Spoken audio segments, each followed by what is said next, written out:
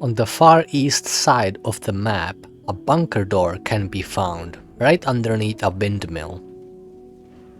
Usually, these lead to a number of different side quests, or just random encounters. In this case though, there is very little to be said. Aside from the location being very remote for any regular player to ever find it in here, the story of these two bodies, man and a woman, lying dead. The woman has a journal on her that tells about a psychotic person trying to lock both of them inside this location before they come and kill her. Her being Nicole, which out of the two bodies, I can't be sure who that is. Seeing as they are both dead though, something didn't go to plan.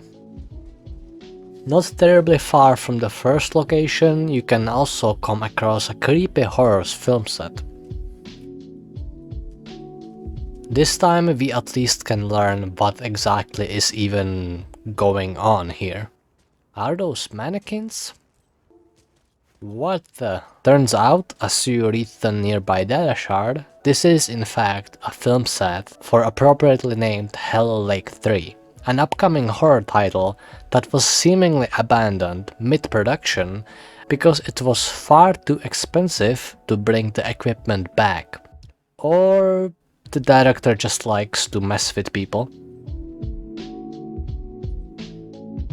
While this is much easier to spot, as it is right next to the place where you and Mitch can go nosedive the vehicle in his side quest, still most people would never even know what are they right next to. Also, play during the night time for a maximum red light effect, it really sets the mood. Upon exploring the very edges of Cyberpunk's map, it's relatively easy to overlook this next encounter. The biggest rarity being the Border Patrol vehicle that is basically free for grabs if you want it, but right next to the car there is a dead policeman. I will leave out the details of the actual convoy in this shard as I just don't feel very comfortable saying it. To paint the picture, there has been two border police officers who thought it would be okay to abduct a woman for some personal needs. At least it looks like the victim might have escaped.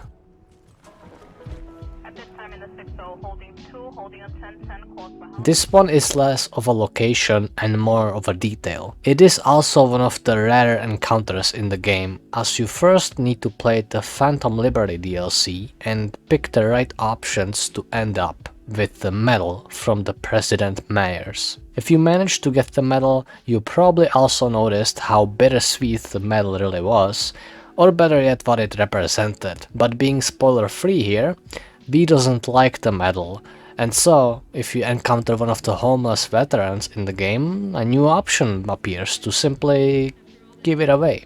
Here, take it. You sure? Looks like it's worth, well, a ton. Nah, not worth a damn to me anymore. Do what you will with it. This one is about as rare as it is strange. Going into the desert part of the map, you can get inside the cave/tunnel that you encounter by doing one of the main quests with Panem. One of the first ones even. By going through these tunnels, there is a way to get way inside this specific part by very carefully fitting through holes that do not seem to be left there on purpose. If you simply follow the path I'm taking, you will get into a dark spot. And I mean dark, there is basically no way to even see what is here without using the grenades.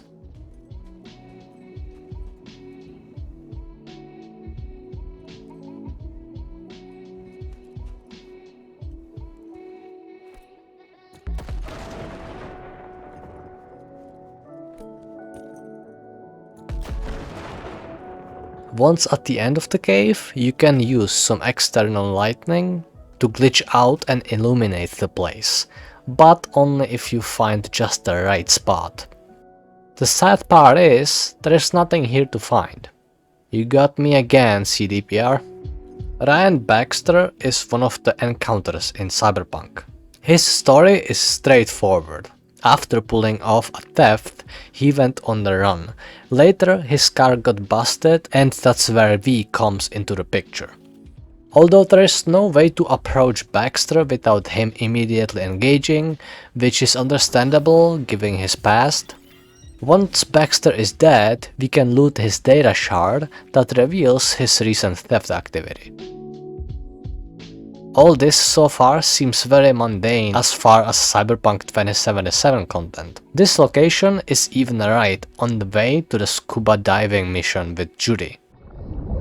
Enjoying the view? So it would be fair to say that at least a few people have already encountered Ryan Baxter. What makes this encounter my list today though is actually Ryan's vehicle. If you remember or just watched him for a bit before getting closer, his ride gave up on him and left him stranded. Well, the engine apparently has more problems than he thought, because if you decide to try the engine yourself,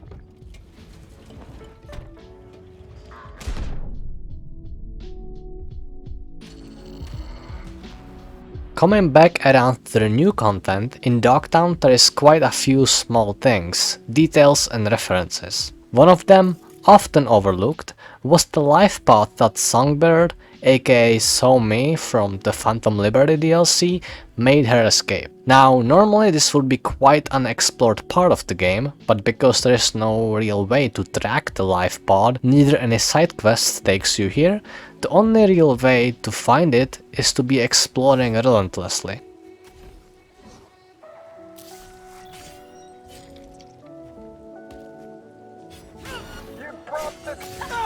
Once defeating a couple of locals, you even get Johnny to chime in.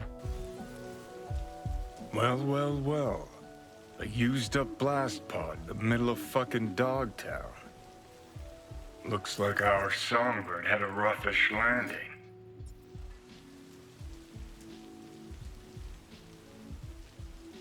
Must have tweaked her trajectory. If she'd hit with any more speed, we'd be staring at a pile of scrap and minced meat. After that, there is also a hint that Songbird had a bit of a close encounter with one of the locals herself. East of Westbrook, a small camp of Alucaros can be found. The strange part is, there is only 4 of them, and according to a phone call you can eavesdrop on, they are waiting for some kind of a trade deal. Yes, wait, now you listen to me. That fuel you sold me is fucking horseshit. You knew it. You can either now give me the good stuff gratis, or I will take my business elsewhere. Sure, take some time to think about it. Nomad thinks as usual. However, in this location, all of this seems very out of place. Skipping time to the evening, the woman making the phone call is gone, and the remaining nomads are making themselves at home.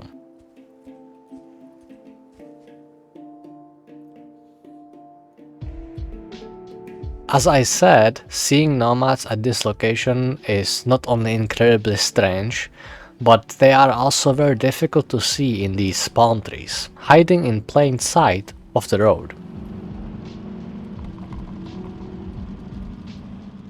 It is possible to break into the Orbital Air Space Center, not the usual area you have access to normally, but the actual launch ports in the back. Now, this area is well guarded by invisible walls that kill you instantly, but it is still possible to jump around them and get to the spot where the ending of Phantom Liberty happens, the Orbital Airport 2. Following the train rail to the location, you end up exactly where the ending happens. Just don't forget to skip to nighttime.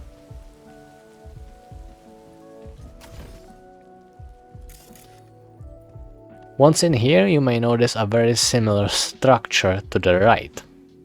It's a second launch station, a port number 1. You can get there the same way you got into the first one. Unfortunately, in here you won't be able to walk around.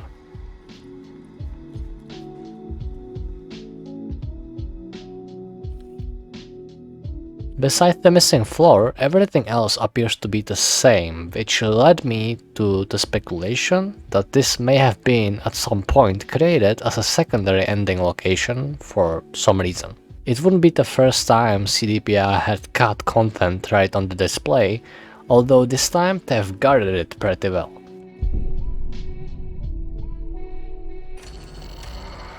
And in case you're wondering how does it look inside the port number 3, this one seems even less finished than number 1. Liar! Just want to put a small disclaimer here that getting to this location is easily possible to do without any kind of modding or tools. If you want to know exact process, feel free to let me know. Now this would be a good time for a little palate cleanser. Go in here, right in the center of Charter Hill, and you can climb up this building quite easily. Just jump on the ledge here and you can walk right up. In here you can find a Rayfield Excalibur, an AI-driven car that is very popular with higher ups and corpos, which is all well and good, except someone has left a strange looking toy on the rear of the car. Oh, sorry, I should censor that. I suppose nobody can escape the everlasting spirit of Night City.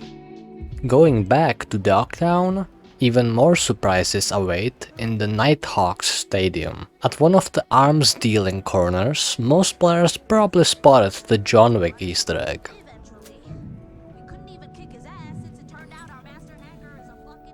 Oh, fuck. What less people have noticed is the vendor that owns the business. And who's selling it? There are many things we like that we can't have, but I'm feeling generous today. My name's Sophia, and I've been in this business since before you were born. Her name is Sophia, which is also, incidentally, the name of Halle Berry's character in John Wick 4. Although in the face, the likeness is less than accurate, it seems pretty obvious what is CDPR trying to do here. The actual detail, however, are the two bodyguards that Sophie has in the background, which seem to be representing Sophie's Belgian Shepherds, the two dogs from the movie. For the last detail, I chose an actual side quest, although this isn't the easiest to spot, so likely many people have missed it. Upon entering this container, you will notice a prompt for interaction.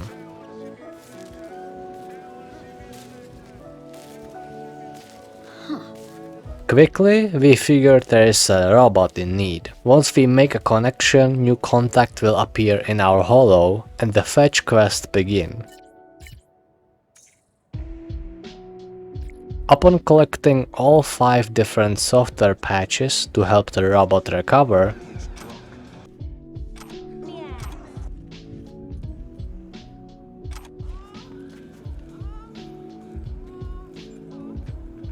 there are 3 different paths to take.